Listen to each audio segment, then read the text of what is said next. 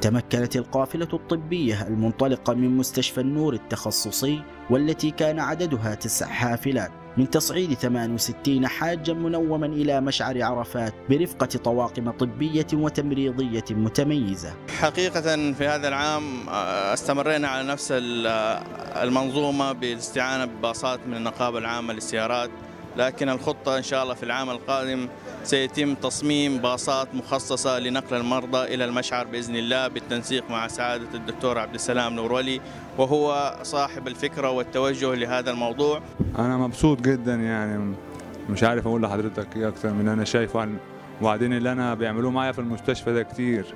الملك عبد الله الله يعينه، جلالة الملك الله يعينه، الله يرزقه الصحة نتاعه. والله أنا ما متوقع ولا 1% إنه يجي لهم، بس الحمد لله رب العالمين، قال بإمكانك تحج بالقافلة ونرجعك لهم. حيث أوضح مدير المستشفى الدكتور محمد بن عمر بافرج بأنه تنفيذا لتوجيهات حكومة خادم الحرمين الشريفين لخدمة ضيوف الرحمن وتقديم العناية الطبية الفائقة لهم ليتسنى لهم إكمال مناسكهم بكل يسر. الحمد لله تم تجهيز الإسعافات بكل الاحتياجات وبدعمها بكوادر طبية وكوادر تمريضية وأيضا بفنية، وهناك كوادر إدارية من الخدمة الاجتماعية وشؤون المرضى والتوعية الدينية، بالإضافة إلى الدعم من الخدمات المساندة والأمن والسلامة، وهناك فريق عمل من التغذية العامة والتغذية العلاجية لتوفير الاحتياجات الغذائية لهم.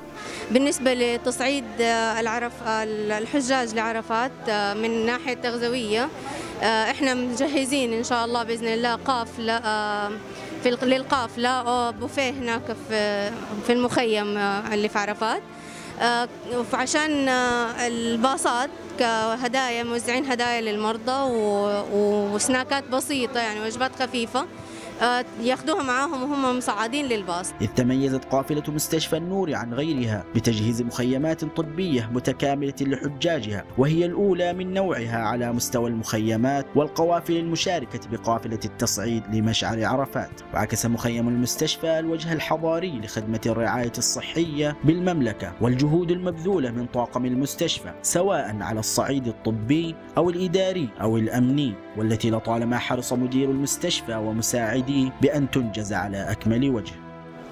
صراحة حقيقة الشعور جميل جدا انك تساعد مرضى، يعني كان صعب بالنسبة لهم الحج، وكان البعض يتوقع انه ما حقدر يحج، فالفرحة اللي كانت فيهم انهم حقدروا يحجوا صراحة ما في كلمات تقدر توصفها. كل الاستعدادات في جميع أقسام المستشفى الحمد لله كانت أداء متميز الحمد لله، والحمد لله على أتم الاستعدادات الجميع كان. حسينا بسعادة الحمد لله، وهذا من فضل رب العالمين. على الكل شارك، من أصغر عامل لمدير المستشفى، الكل شارك، ما حد اشتغل لوحده. نحن نشكر الله على إتمام أداء مناسك الحج اليوم بمشعر عرفات، ونسأل الله أن يوفق جميع الحجاج بإكمال مناسكهم والعودة إلى بلدانهم بأمن وسرور إن شاء الله. لبيك اللهم لبيك، لبيك لا شريك لك لبيك، إن الحمد والنعمة لك والملك لا شريك لك. الملك عبد الله فعلا هو اللي قام بالمشروعات دي، يبقى ربنا يجزيه خير في الدنيا وفي الاخره ان شاء الله باذن الله، ويكتر من امثاله. اذا كان فعلا هو اللي قام بالمشروعات دي ابقى انا سعيده جدا جدا جدا. ودخلت المستشفى هنا اول مره اعرف المشروع اللي زي ده، فده شيء جميل، وربنا يبارك فيه ويبارك في كل انسان ساهم في هذا المشروع. الف شكر، ربنا يبارك فيكم جميعا، الف شكر، ربنا يبارك فيكم جميعا.